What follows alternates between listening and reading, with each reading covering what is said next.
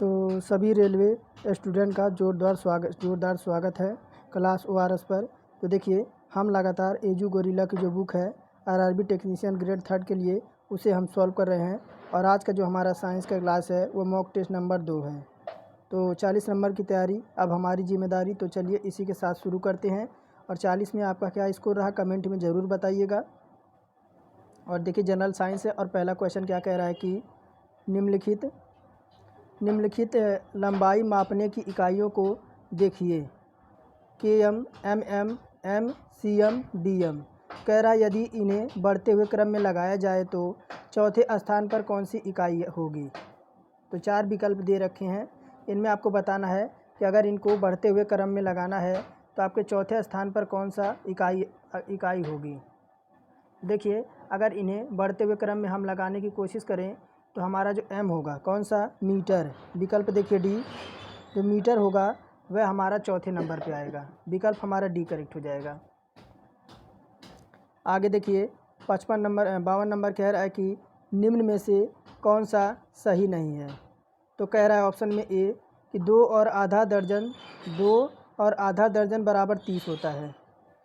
और कह रहा है बी नंबर कि 5 लीटर और 50 मिलीलीटर बराबर 550 मिलीलीटर होता है। सी कह रहा है 1 मिलीमीटर बराबर 0.1 सेंटीमीटर होता है।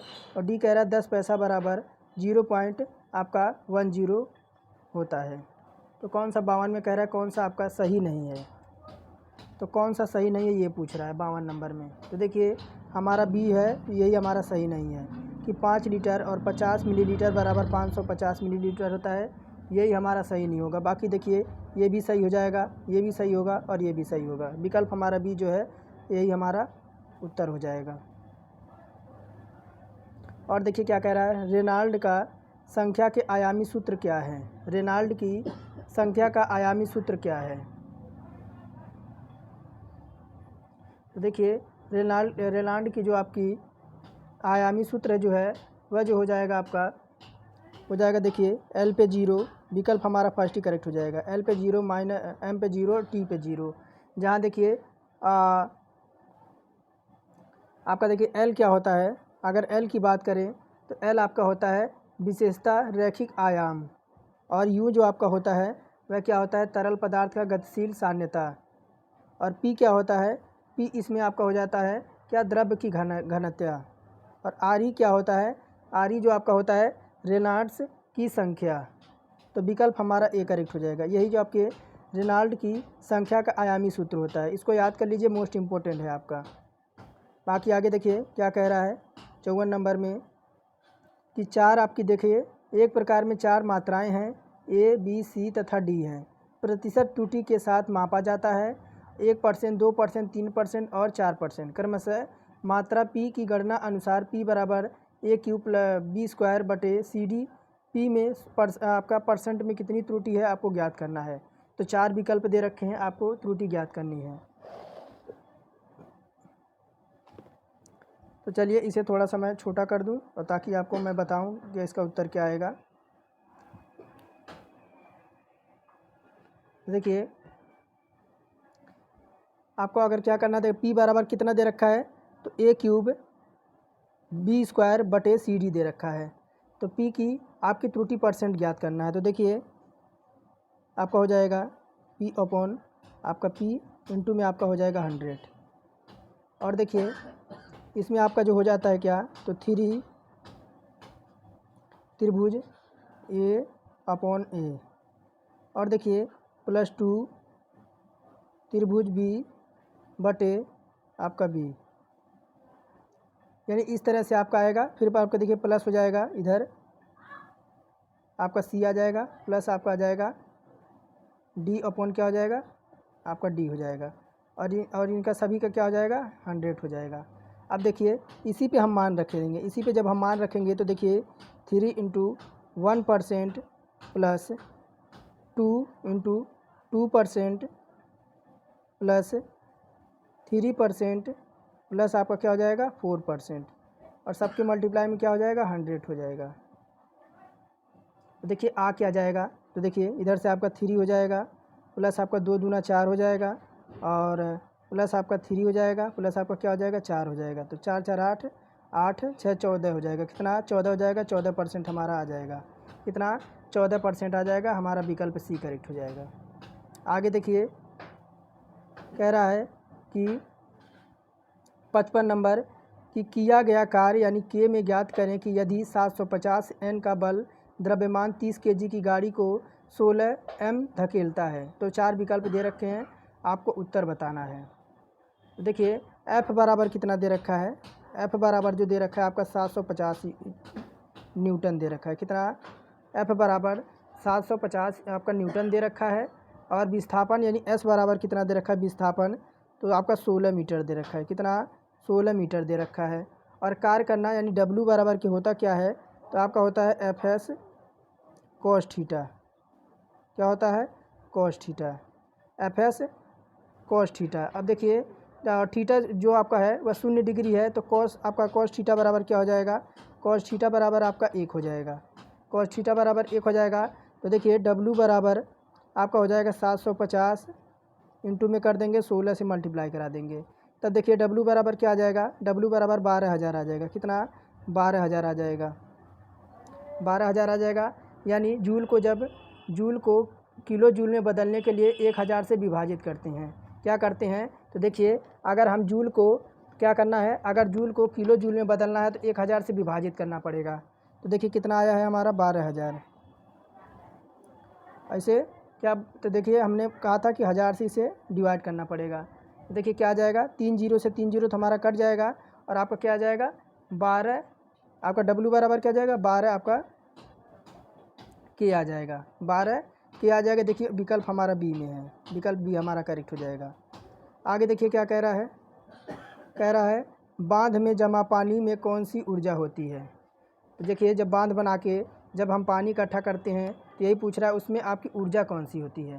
तो देखिए इसमें आपकी जो ऊर्जा होती है वह स्थितिज ऊर्जा होती है। बांध में जमे पानी में स्थितिज ऊर्जा होती है। स्थितिज ऊर्जा का वह रूप है जो किसी वस्तु की स्थितिज या भागों की व्यवस्था से उत्पन्न होती है।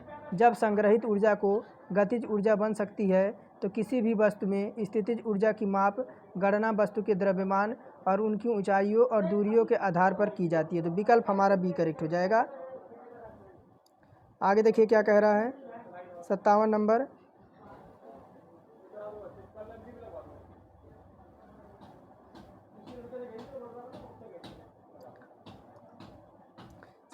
देखिए क्या कह रहा है कि 4 mm मोटी तांबे की प्लेट की एक माध्यम से प्रति इकाई क्षेत्र में ऊष्मा हस्तांतरण की दर की गणना करें, जिसका एक चेहरा 350 डिग्री सेंटीग्रेड और दूसरा चेहरा 50 डिग्री सेंटीग्रेड पर बनाए रखा जाता है।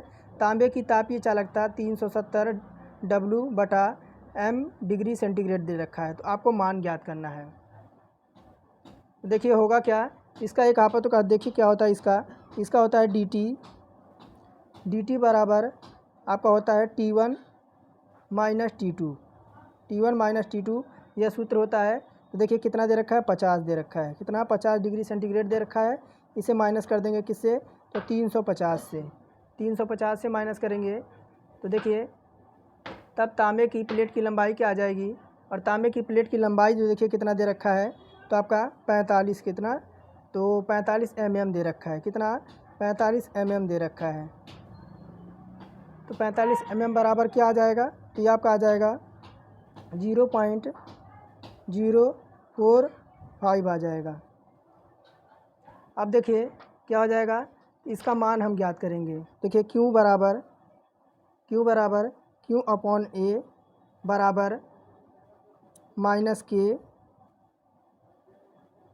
dt अपॉन dx हो जाएगा, हो जाएगा।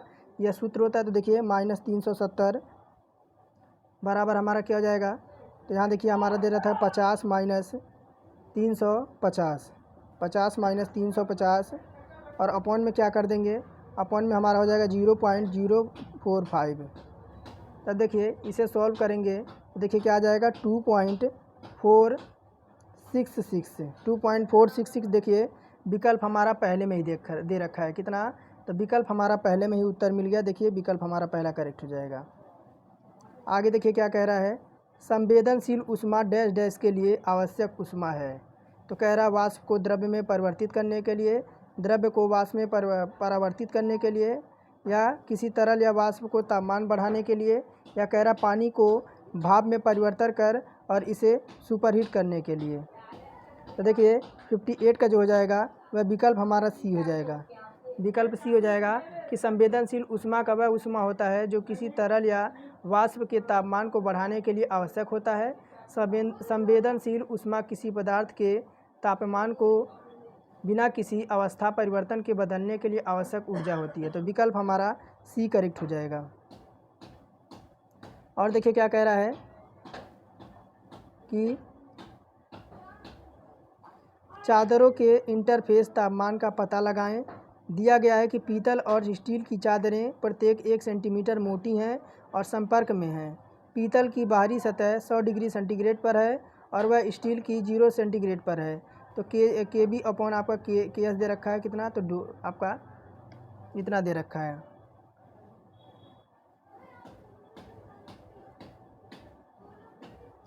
तो देखिए इसका होता क्या है, देखिए एक सूत्र होता है क्यू के बराबर आपका T1 माइनस T2 अपॉन में आपका होता है क्या, तो L होता है। T एक इंटरफेस तापमान है चूँकि चादरों के माध्यम से ऊष्मा का श्रृंखला में परिवर्तन होता है। तब देखिए आपका Q बराबर क्या हो जाएगा, तो Q बराबर आपका KB A और ऊपर आपका हो जाएगा 100 माइनस टी, 100 माइनस 3 अपॉन में आपका हो जाएगा L। ये आपका समीकरण फर्स्ट हो जाएगा। और समीकरण सेकंड देखिए तो Q बराबर आपका KE A T माइनस 0 बराबर आपका हो जाएगा L। देखिए इस तरह से सॉल्व करेंगे तो हमारा विकल्प जो आपका निकल के आएगा पहला इसमें हमारा करेक्ट हो जाएगा। 66.7 आपका सेंटीग्रेड आपका आ जाएगा। और आगे देखिए क्या कह रहा है कि तीन समान प्रतिरोधक एक विभव अंतर के अनुरूप श्रृंखला में जुड़े हुए हैं और एक साथ में टी में 2000 जूल ऊष्मा व्यय करते हैं। यदि समान प्रतिरोधक समान विभव अंतर के अनुरूप समांतर जोड़े होते हैं तो समान समय कितनी ऊष्मा व्यय होगी। सारे आपके न्यूमेरिकल के क्वेश्चन हैं। तो देखिए क्या होता है, तो आपका R1 अपॉन क्या होता है, 1 मिनट। देखिए आपका R1 बराबर क्या होता है, तो R2 बराबर R3 बराबर आपका होता है क्या, R1HS। तो देखिए कितना दे रखा है, तो 20 वोल्ट आपका दे रखा है। कितना, तो आपका हो जाएगा 20 वोल्ट हो जाएगा। तब देखिए क्या हो जाएगा, आपका हो जाएगा RS बराबर R प्लस R, यानी एक समांतर श्रेणी में आपके क्या हैं, तो दो व्यय ऊष्मा जब प्रतिरोध श्रृंखला में जुड़े होते हैं, जब प्रतिरोध श्रृंखला में जुड़े होते हैं तो देखिए क्या हो जाएगा, तो 1 बटा आपका R बराबर 1 बटा R प्लस 1 बटा R प्लस 1 बटा R। अब देखिए क्या हो जाएगा, तो देखिए आपका हो जाएगा HP बराबर V स्क्वायर T अपॉन में क्या हो जाएगा, तो आपका RP। अब इसी तरह रखेंगे सूत्र। तो देखिए समीकरण 2 से स्टार्ट करेंगे तो HP बराबर क्या हो जाएगा, HP बराबर आपका हो जाएगा 3 गुणे आपका 6000, 3 गुणे कितना, तो 6000, तो आपका कितना आ जाएगा, 18000 जूल आ जाएगा। देखिए किस में है, 18000 जूल। तो देखिए विकल्प हमारा बी में है, विकल्प बी हमारा करेक्ट हो जाएगा। और देखिए 10 नंबर क्या कह रहा है, 61 नंबर कि 1.0 पे -10 m² अनुप्रस्थ काट क्षेत्रफल वाले तांबे के तार में 1.5 एम्पियर धारा प्रवाहित हो रही है। इसमें चालक इलेक्ट्रॉनों की औसत अपवाह चाल का आकलन कीजिए। मान लीजिए कि तांबे का प्रत्येक परमाणु धारा के प्रवाह में एक चालक इलेक्ट्रॉनों का योगदान तांबे का 9 आपके 10⁻³ kg प्रति मीटर क्यूब। इसका आपका परमाणु द्रव्यमान 63 आपका इतना दे रखा है।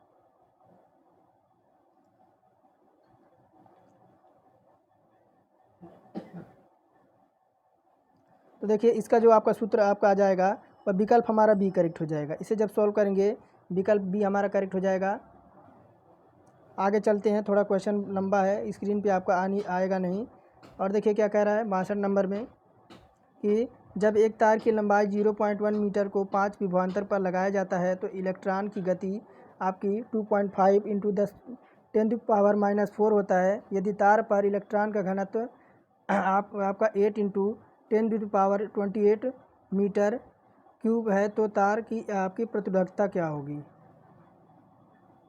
तो देखिए आपका इस तरह से दे रखा है, ये आपका यहाँ से यहाँ तक आपका कितना है तो 0.1 मीटर है, यहाँ से यहाँ तक आपका 0.1 मीटर है।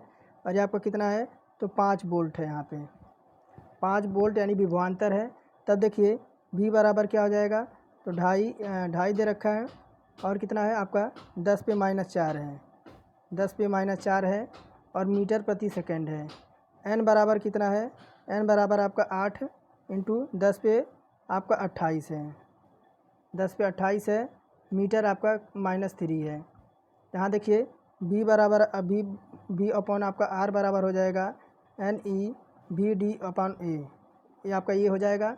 अब देखिए इसे इसी पे रखेंगे तो देखिए ऊपर तो सबसे विकल्प आपका सबसे ऊपर आपका 5 आ जाएगा और नीचे में हमारा क्या आ जाएगा 8 गुणे 10 पे पावर आपका 28 इंटू 16 गुणे 10 पे -19 हो जाएगा, 19 और गुणे 25 गुणे 10 के फिर 10 पावर कितना आपका था -4 था इंटू हमारा हो जाएगा 0.1। तो देखिए ये आपका कितना आ जाएगा P बराबर आपका आ जाएगा 16 गुणे 10 पे -5 ओम आ जाएगा। देखिए किस में है तो विकल्प हमारा डी में है, विकल्प हमारा डी करेक्ट हो जाएगा। और देखिए क्या कह रहा है दिए गए परिपथ में 1 ओम अवरोध आपका अवरोध धारा है। देखिए कह रहा है बिंदु क्यू आपका KCL, बिंदु क्यू KCL को लागू कर हम लिख सकते हैं क्यू पर आने वाली धारा जो है क्यू से आपका धारा है। तो देखिए V + 6 अपॉन क्या हो जाएगा आपका 3 हो जाएगा प्लस V/1 हो जाएगा। यहाँ देखिए आपका क्या हो जाएगा 9 - V अपॉन में आपका 5 हो जाएगा। या फिर देखिए या तो करेंगे V को कॉमन ले लेंगे 1/3 प्लस 1/5 और प्लस में आपका क्या बचेगा 1 बचेगा। तब देखिए क्या हो जाएगा ये आपका हो जाएगा 9/5 -2 हो जाएगा। देखिए फिर क्या हो जाएगा यहाँ देखिए V बराबर आपका 5 + 3 + 15 अपॉन में क्या हो जाएगा आपका 15 हो जाएगा। फिर देखिए क्या हो जाएगा ये आपका 9 - 10 अपॉन में आपका हो जाएगा 5, यानी आपका उत्तर क्या आ जाएगा तो आपका उत्तर देखिए इसमें जो आपका उत्तर आ जाएगा इसे सॉल्व कीजिएगा पूरा तो विकल्प सी हमारा करेक्ट हो जाएगा 0.13 एम्पियर क्यू से पी तक।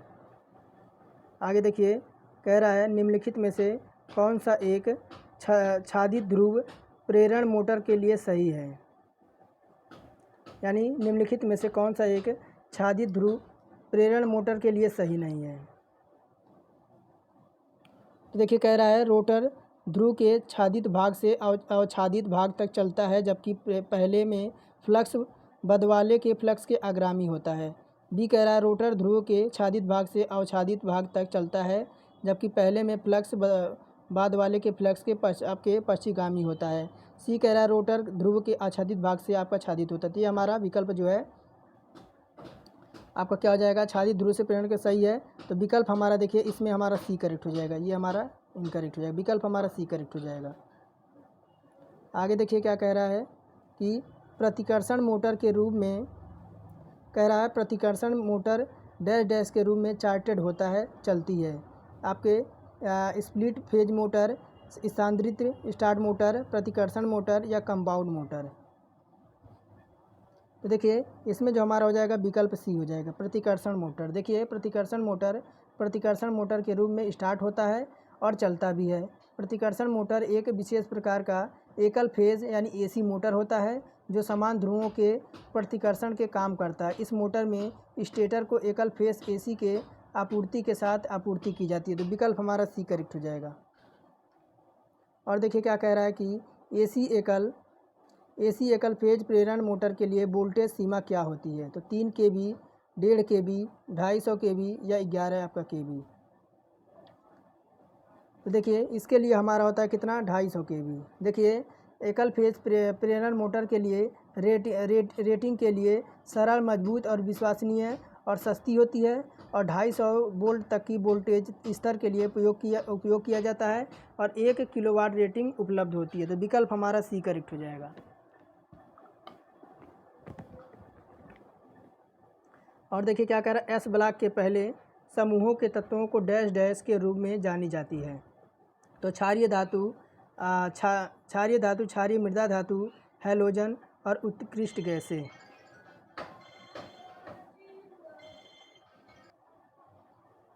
तो देखिए एक आवर 67 का कौन सा हो जाएगा। तो देखिए इसमें जो आपका हो जाएगा विकल्प आपका क्या होता है, तो क्षारीय धातु। देखिए एस ब्लॉक के पहले समूह में तत्वों को क्षारीय धातु के रूप में जाना जाता है।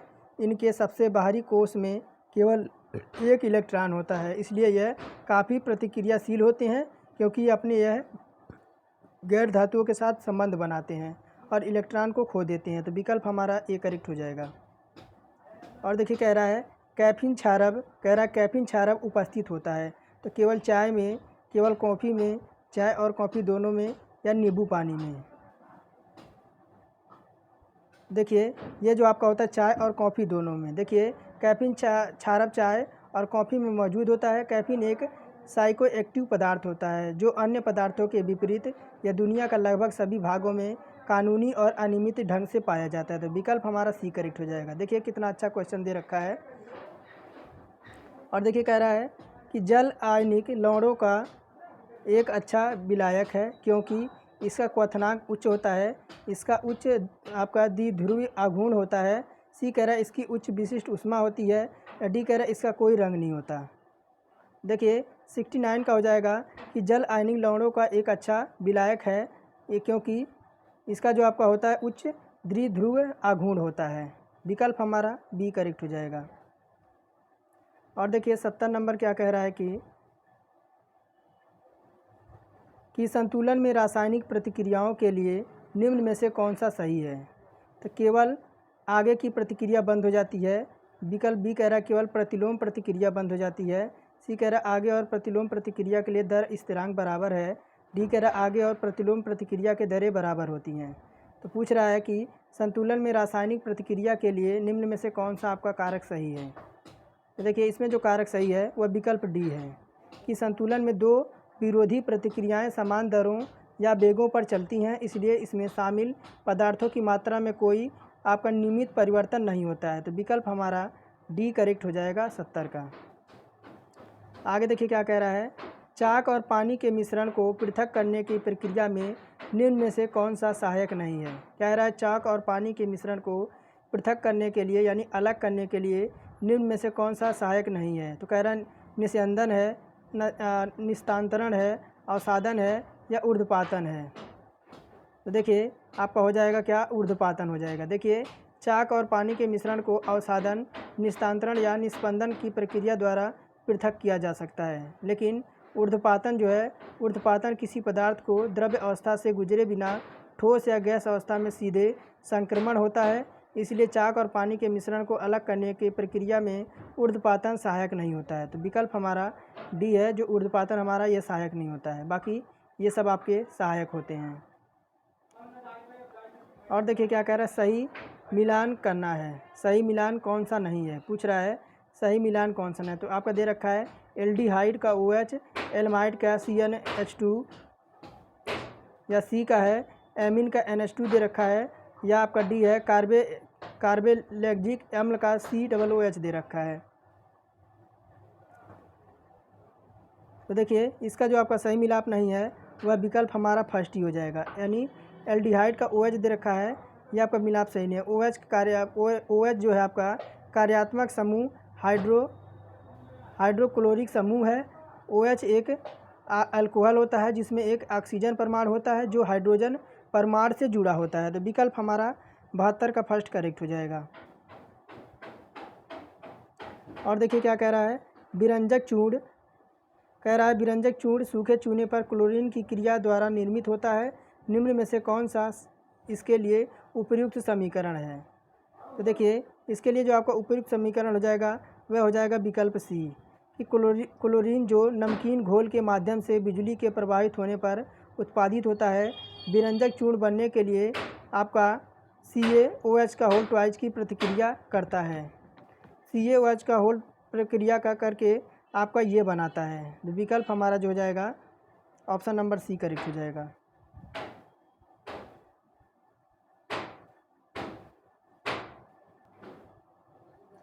चौहत्तर नंबर कह रहा है कि निम्नलिखित में से कौन सा यौगिक आमतौर पर माउथ वॉश या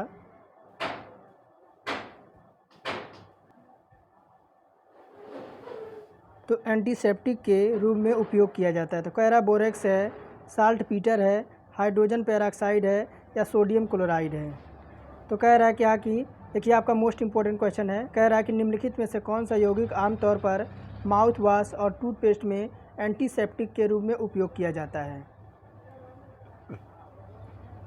ये जो होता है आपका सोडियम क्लोराइड। देखिए सोडियम क्लोराइड एक सामान्य आपका क्लींजर के रूप में उपयोग किया जाता है। इसका उपयोग आपके एंटीसेप्टिक माउथ वॉश के रूप में किया जाता है। एंटीसेप्टिक्स आपके रोगाणु अवरोध पदार्थ होते हैं, रोगाणुरोधी पदार्थ होते हैं जो संक्रमण, सेप्सिस या सड़न की संभावना को कम करने के लिए जीवित ऊतक और त्वचा पर लगाए जाते हैं। तो विकल्प हमारा डी करेक्ट हो जाएगा, सोडियम क्लोराइड। और क्या कह रहा है 75 नंबर में, निम्नलिखित में से कौन सा मिश्रण नहीं है। तो वायु है, सीमेंट है, शुद्ध जल है और मृदा है।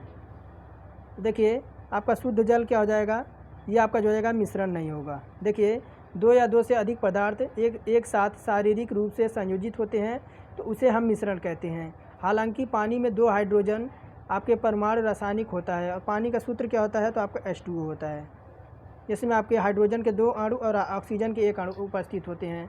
और ऑक्सीजन परमाणु के साथ मिलकर एक नया पदार्थ बनाता है जिसमें हाइड्रोजन या ऑक्सीजन में अलग आपके गुण होते हैं। इसलिए पानी एक मिश्रण नहीं है, यह एक यौगिक है, यह आपका शुद्ध होता है।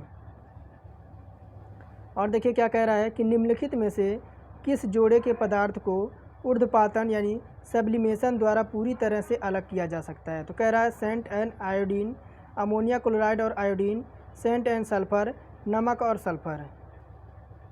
तो देखिए आपका विकल्प हो जाएगा अमोनिया क्लोराइड और आयोडीन। देखिए अमोनिया क्लोराइड और आयोडीन जो होता है वह पदार्थों का ऊर्ध्वपातन यानी सब्लिमेशन द्वारा पूरी तरह से अलग किया जा सकता है। तो विकल्प हमारा बी करेक्ट हो जाएगा। और देखिए क्या कह रहा है, आवर्त सारणी में 92 से अधिक परमाणु क्रमांक वाले तत्वों को आपको क्या रूप में जाना जाता है। तो कह रहा है संक्रमणकालीन तत्व होते हैं, दुर्लभ पृथ्वी तत्व होते हैं, ट्रांस यूरानिक तत्व होते हैं या क्षारीय पृथ्वी धातु होते हैं। तो देखिए ये जो आपके होते हैं ट्रांस यूरानिक तत्व होते हैं कि आवर्त सारणी में जो आपके 92 से अधिक परमाणु क्रमांक वाले तत्व को रूप में जाना जाता है वो आपके ट्रांस यूरानिक तत्व होते हैं। देखिए आपका रसायन विज्ञान आपके केमिस्ट्री से क्वेश्चन है, केमिस्ट्री से भी आपके अच्छे खासे क्वेश्चन देखने को मिलेंगे आपको। देखिए आपको आवर्त सारणी में 92 से अधिक परमाणु क्रमांक वाले तत्वों को ट्रांस यूरानिक तत्व कहा जाता है। ट्रांस यूरानिक तत्व आपके अस्थिर तत्व होते हैं, उनका जीवन आपका जो होता है वह बहुत छोटा होता है। और देखिए क्या है 78 नंबर कि एक ही तत्व के परमाणु जिनका परमाणु संख्या समान परंतु परमाणु भार भिन्न भिन्न होता है वह क्या कहलाते हैं।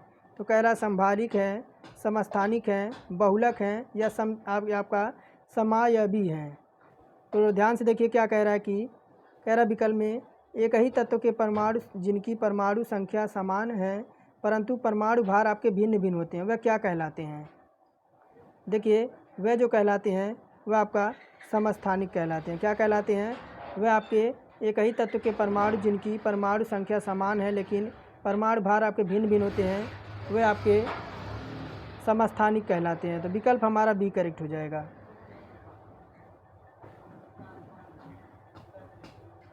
और देखिए क्या कह रहा है, थोड़ा छोटा कर दें। कह रहा है कि बड़ा ही रहने दीजिए, पहले ऑप्शन को हम पढ़ लेते हैं प्रश्न को। कह रहा है कि साबुन वास्तव में कह रहा है साबुन वास्तव में कभी खोजा नहीं गया था, बल्कि धीरे धीरे क्षारीय और फैटी सामग्री के कच्चे मिश्रण से विकसित हुआ था। 1800 तक साबुन का वसा और क्षार का एक यांत्रिक मिश्रण बनाया जाता था। फिर एक फ्रांसीसी रसायनज्ञ सेबरूल ने दिखाया कि साबुन निर्माण वास्तव में एक रासायनिक प्रतिक्रिया थी। दिया गया कथन से निम्नलिखित में से कौन सा अनुसरण करता है? देखिए, आपकी साबुन बनाने की प्रक्रिया पर आपके जो रासायनिक वैज्ञानिक हैं, आपके सेबरूल ने दिखाया कि साबुन निर्माण वास्तव में एक रासायनिक प्रतिक्रिया थी। तो पूछ रहा है आपका कौन सा अनुसरण कर रहा है इस विकल्प में। तो चलिए विकल्प देखते हैं। तो कह रहा है कि पहला कह रहा है, देखिए कि साबुन एक प्राकृतिक उत्पाद है जिसका अस्तित्व बाद में स्थापित होता है। तो यह तो हमारा गलत हो जाएगा। और कह रहा है कि क्षारीय और वसायुक्त पदार्थ दोनों प्राकृतिक पदार्थ होने के कारण उनका मिश्रण जो साबुन के रूप में उपयोग किया गया है और बाद में प्राकृतिक सामग्री का मिश्रण है। तो ये भी हमारा रॉन्ग हो जाएगा। आगे देखिए, सी नंबर कह रहा है कि सेबरूल ने साबुन बनाने की प्रक्रिया को खोज की थी। और डी कह रहा है प्रारंभिक दोनों में क्षारीय और वसायुक्त पदार्थों का अपस्कृत मिश्रण वास्तव में साबुन के निर्माण की रासायनिक प्रक्रिया थी। तो देखिए विकल्प हमारा डी ही करेक्ट हो जाएगा इसमें, कि देखिए प्रारंभिक दिनों में क्षारीय और वसायुक्त जो आपके पदार्थों का अपस्कृत मिश्रण वास्तव में साबुन के निर्माण की रासायनिक प्रक्रिया थी। यानी दिए गए कथन का प्रारंभिक दिनों में जो क्षारीय और वसायुक्त पदार्थों का अपस्कृत मिश्रण है वह साबुन के निर्माण की रासायनिक प्रक्रिया थी और इसका अनुसरण करता है। तो विकल्प हमारा डी है, ये जो आपका है अनुसरण कर रहा है विकल्प में।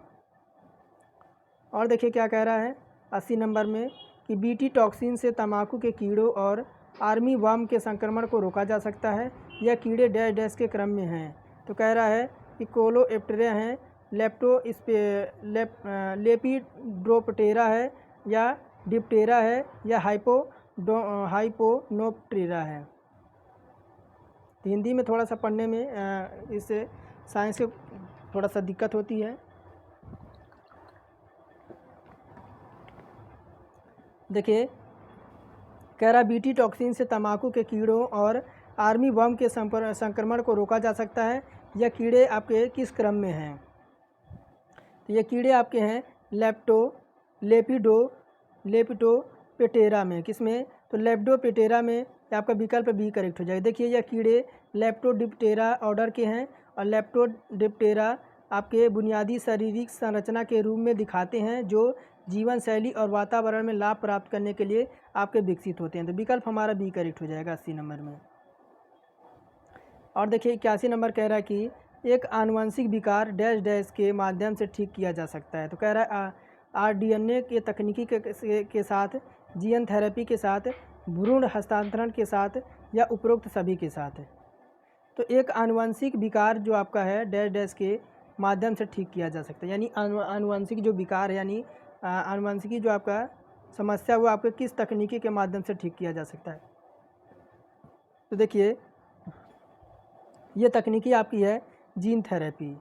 देखिए जीन थेरेपी के माध्यम से एक आनुवंशिक विकार को ठीक किया जा सकता है। जीन थेरेपी एक दोषपूर्ण जीवन की जगह लेती है और यह बीमारी को ठीक करने या आपके शरीर की बीमारी से लड़ने की क्षमता में सुधार के प्रयास में एक नया जीवन जोड़ती है। तो विकल्प हमारा बी करेक्ट हो जाएगा। और देखिए क्या कह रहा है, एक लंबे पेड़ की कई शाखाएं होती हैं। कह रहा है एक लंबे पेड़ की कई शाखाएं होती हैं, डैश डैश वह उत्तक है जो शाखा में जल के पार्श्व मार्ग में प्रवाहित करने के लिए सहायता करता है। तो कह रहा है आपके क्लेकानाइमा है, जाइलम पैराकाइनाइमा है, या पैरेकाइनाइमा है, या जाइलम वाहिकाएँ हैं। तो देखिए एक लंबे पेड़ की शाखाएं जो होती हैं वह डैश डैश उत्तक जो शाखा में जल के पार्श्व मार्ग में प्रवाहित करने में सहायता करती हैं, वह जाइलम पैराकाइनाइमा है। देखिए एक लंबे पेड़ की कई शाखाएं होती हैं, जाइलम पैराकाइनाइमा वह उत्तक है जो शाखा में जल के पार्श्व मार्ग में प्रवाहित करने में सहायता प्रदान करता है। जाइलम पैराकाइनाइमा जाइलम का एक तत्व होता है जो इसे जीवित कोशिकाओं से बनाता है और वे पतली दीवार जैसे होती हैं और सेल्यूलोज से बनी होती हैं। और वह भोजन को स्टार्च, वसा और टैनिन के रूप में संग्रहित करती हैं। तो विकल्प हमारा बी करेक्ट हो जाएगा, जाइलम पैराकाइनाइमा। और देखिए 83 नंबर कह रहा है कि अगुणित पादप संवर्धन डैश डैश से प्राप्त किया जाता है। तो कह रहा है पत्तियों से, जड़ के सिरा से, परागकण से या कली से। तो कह रहा है कि अगुणित पादप संवर्धन से आपका किससे प्राप्त किया जा सकता है। तो देखिए ये आपके परागकण से, किससे, परागकण से। देखिए अगुणित पादप एक मिनट, कह रहा है कि अगुणित पादप संवर्धन परागकण में प्राप्त किया जा सकता है। अगुणित पादप संवर्धन एक इन विट्रो तकनीकी है जिसका उपयोग अगुणित कोशिकाओं के गुणसूत्रों की संख्या आधी होती है और पौधों के उत्पादन के लिए किया जाता है। और अगुणित पादप संवर्धन आपका उपयोगी इसलिए होता है क्योंकि गुप्त पुनरावृत्ति आनुवंशिक जानकारी के उजागर करने के लिए होता है और कम से कम समय में पूरी तरह से आपके समयुग्मजी द्विगुणित पौधों का उत्पादन करने के लिए आपका होता है। तो विकल्प हमारा परागकण करेक्ट हो जाएगा। और देखिए क्या कह रहा है 84 नंबर कि डैश डैश जीवमंडल की संरचनात्मक और कार्यात्मक इकाई है। तो कह रहा है पारिस्थितिकी तंत्र, जैविक, उपाचय और वेब भोजन। तो देखिए 84 का जो हो जाएगा पारिस्थितिकी तंत्र हो जाएगा। देखिए पारिस्थितिकी तंत्र जीवमंडल की संरचनात्मक कार्यात्मक इकाई होती है। पारिस्थितिकी तंत्र जीवित जीवों की एक समूह होता है जो अपने पर्यावरण के निर्जीव घटक के साथ मिलकर एक ऐसे नेटवर्क के रूप में कार्य करता है। जो जीवमंडल पृथ्वी ग्रह का वह भाग है जो जीवन में आपके मौजूद होता है। तो आपका हमारा फर्स्ट करेक्ट हो जाएगा। और देखिए कह रहा है निम्न में से कौन सा जीन का वर्णन, कह रहा है कि निम्न में से कौन जीन का वर्णन करता है। तो देखिए फर्स्ट कह रहा है डीएनए का एक खंड है जो प्रोटीन या आरएनए अणु के लिए कोड करता है। तो विकल्प हमारा फर्स्ट ही करेक्ट हो जाएगा। यदि डीएनए का एक खंड है जो प्रोटीन और आरएनए अणु के लिए कोड करता है जो जीन का वर्णन भी करता है। तो विकल्प हमारा ए करेक्ट हो जाएगा, बाकी ये हमारे गलत हो जाएंगे।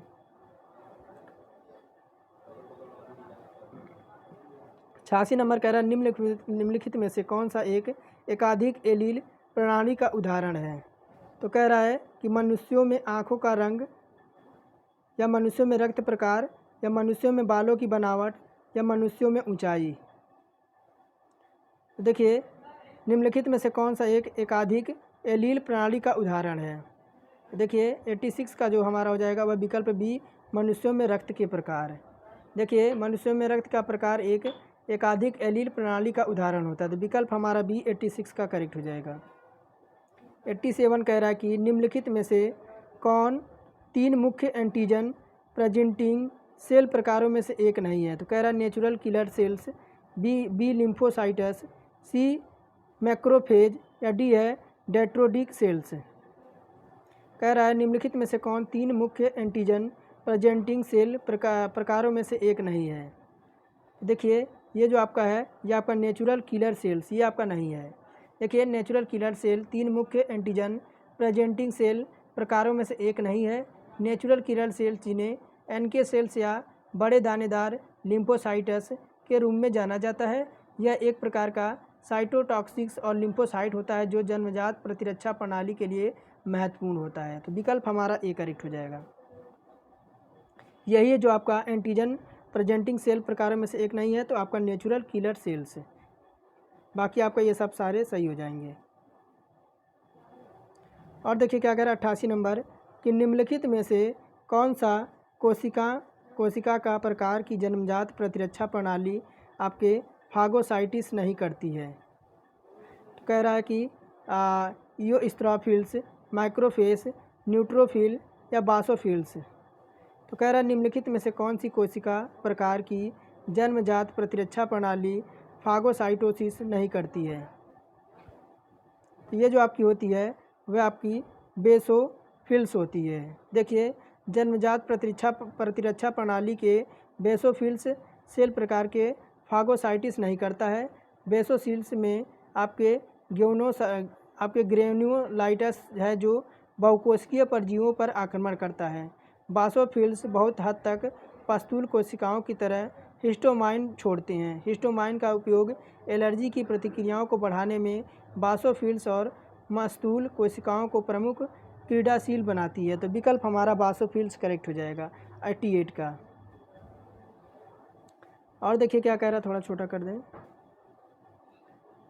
कह रहा है कि एड्रोफोनियम क्लोराइड प्राप्त करने वाले एक रोगी को अचानक पेट में ऐंठन की शिकायत होती है और नर्स ने देखा कि रोगी को अधिक पसीना और लार का अनुभव हो रहा है। नर्स निम्नलिखित में से किसकी उपलब्धता सुनिश्चित करती है? तो विकल्प कह रहा है कि लोवोडोपा, बी कह रहा है मिथाइलेफाइनेट जिसे रेटिनॉल, और सी कह रहा है और आगे क्या है नीचे, और सी है आपका कि एट्रोपिन सल्फेट, एट्रोपिन या कार्बोमोजेपिन। देखिए इसका हो जाएगा आपका विकल्प सी। कौन सा हो जाएगा? इसका हो जाएगा विकल्प सी। कि देखिए कि नर्स एट्रोपिन सल्फेट एट्रोपिन की उपलब्धता सुनिश्चित कराती है। रोगी को कोलिजार्निक संकट के लक्षणों का अनुभव हो रहा है कि कौन से रोगी का कौन सी आपकी इसको दिक्कत हो रही है? तो इसको हो रही है कि दिक्कत को रोगी को कोलिनार्जिक संकट के लक्षणों का अनुभव हो रहा है। एड्रोमोफिनियम क्लोराइड का प्रशासन करते हुए समय हाथ में आपातकालीन पुनर्जीवन उपकरण और एट्रोपिन सल्फेट उपलब्ध हो। और देखिए क्या कह रहा है 90 नंबर में कि पृथ्वी के वायुमंडल के विकास में, कह रहा है आज का लास्ट क्वेश्चन होगा, कह रहा है कि पृथ्वी के वायुमंडल के विकास के संदर्भ में निम्नलिखित कथनों पर विचार करना है। फर्स्ट कह रहा है कि ऐसा माना जाता है कि पृथ्वी का प्रारंभिक वातावरण मुख्य रूप से हाइड्रोजन और हीलियम से बना है। तो विकल्प हमारा पहला ही करेक्ट हो जाएगा। देखिए पृथ्वी का मूल वायुमंडल संभवतः यह माना जाता है कि केवल हाइड्रोजन और हीलियम था, क्योंकि यह सूर्य के चारों ओर धूल भरी गैसीय डिस्क में मुख्य गैसें होती हैं जिनका ग्रह बने होते हैं। पृथ्वी और उसका वातावरण बहुत गर्म था। हाइड्रोजन और हीलियम के अणु वास्तव में तेज़ी से चलते हैं, खासकर गर्म होने पर। कथन ए हमारा करेक्ट हो जाएगा। तो ये थे हमारे 40 क्वेश्चन साइंस के। अगर क्लास पसंद आई हो तो चैनल को सब्सक्राइब करके बेल आइकन को ऑन कर दें और एक लाइक ज़रूर करें, और कमेंट में ज़रूर हमें बताएं क्लास कैसी लगी, या कोई आपको कुछ बात पूछना है तो आप कमेंट कर सकते हैं। तो चलिए आज का यहीं तक समाप्त करते हैं, मिलेंगे नेक्स्ट वीडियो में। तब तक के लिए धन्यवाद। आप सभी का दिन शुभ हो।